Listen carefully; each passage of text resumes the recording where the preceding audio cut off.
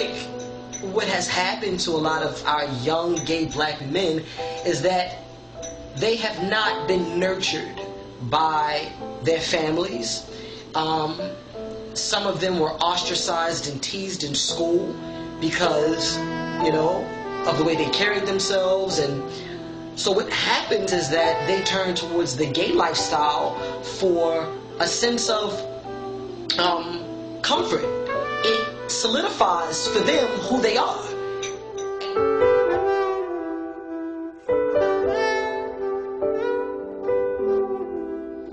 So being black and gay in America today it's about making a decision. Am I going to acknowledge my sexual identity in public, you know, where eyes are watching and people are listening? Or am I going to just live my life behind closed doors and it be a secret to the world? That's sort of like a choice you make. And it's sad that it has to be that way, but for the sake of a lot of people feeling accepted and wanted and still looked up to and admired, the reality is that that's what they face. The concept and the notion of choosing, which to me is sad because there's so many heterosexuals in this world who don't know what it is to have to face that day. It's coming up now. I lived in Baltimore for quite some time. I've lived in Baltimore basically my entire life. Before I left for college at Temple University, and then once I left Temple and came back to Baltimore. So pretty much, you know, I've seen the gay scene in Baltimore, in DC, Virginia, Philly, New York, now here in LA.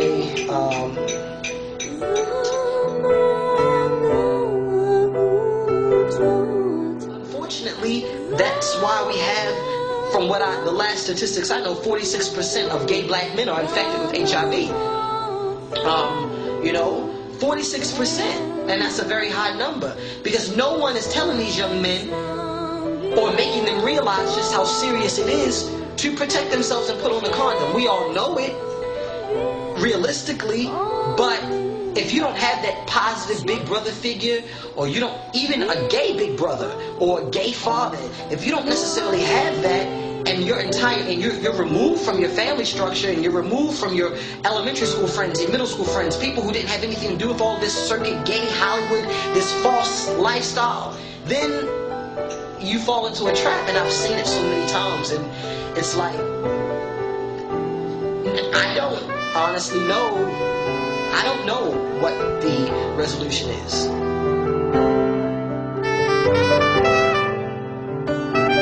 Our black gay community, we have got to stop ostracizing the ballroom scene and labeling it as this subculture within the gay community, because we are already a subculture. So to then put the ballroom scene there, it only further divides the black gay community, which then lessens the power that the community possesses. So for me, I'm thankful that these individuals came into my life when they did, because I had very negative connotations about ballroom kids and the ballroom scene until I met them.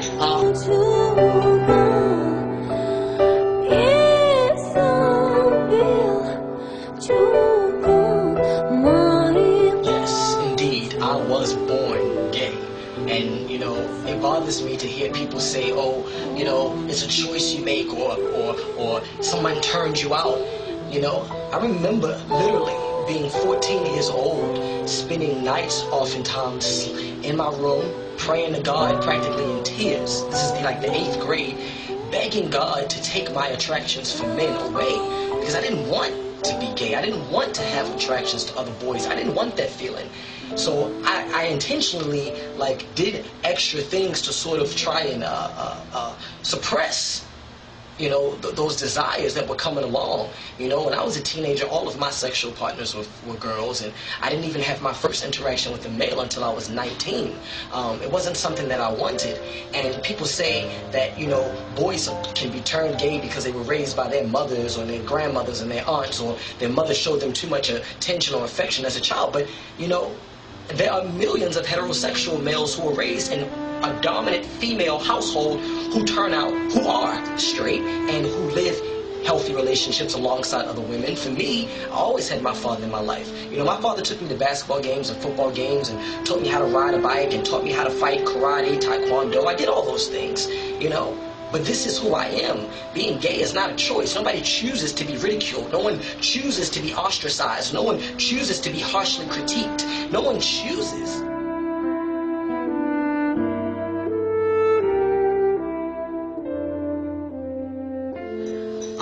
I was 21 years old when I first came out to my friends.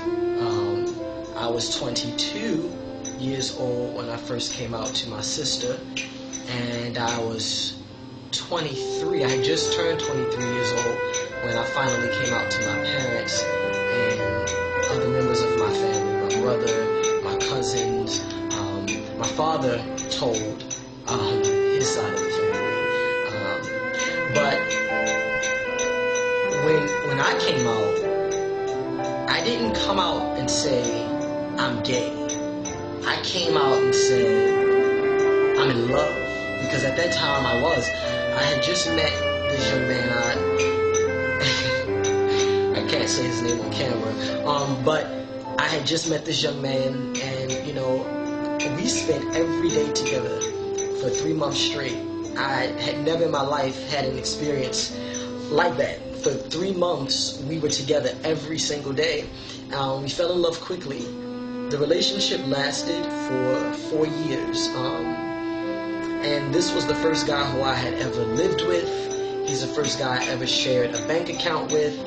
He's the first guy I ever, done certain things with sexually.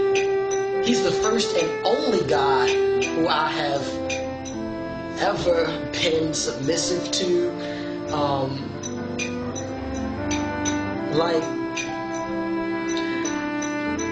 I was in love, and that is what allowed me the strength to come out to my family and tell them and tell my friends, about my sexual identity. I said, I'm in love, and I'm with him, and we're going to be together forever, and he's the love of my life. And I was just, that was it for me. It wasn't a situation where it's like I had to come out and say, I'm gay.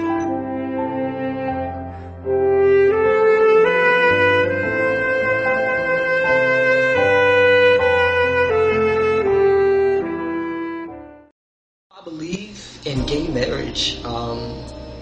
Yes, I do. I definitely do. I do believe in gay marriage. And I would love to spend my life with one young man who I can love and, share my dreams with, someone who I know is going to support my goals and my aspirations. I want to be able to sort of, nurture someone else's spirit and their dreams as well, and create that union. And I hate having to call it gay marriage, because it's marriage. It's the union between two individuals who have made ultimate levels of sacrifice and struggle to be together. And I hate the fact that we, or society in general, especially westernized civilization, has to sort of categorize everything and put labels upon it. It's not gay marriage, it's marriage. It's marriage between two people who ultimately share this love.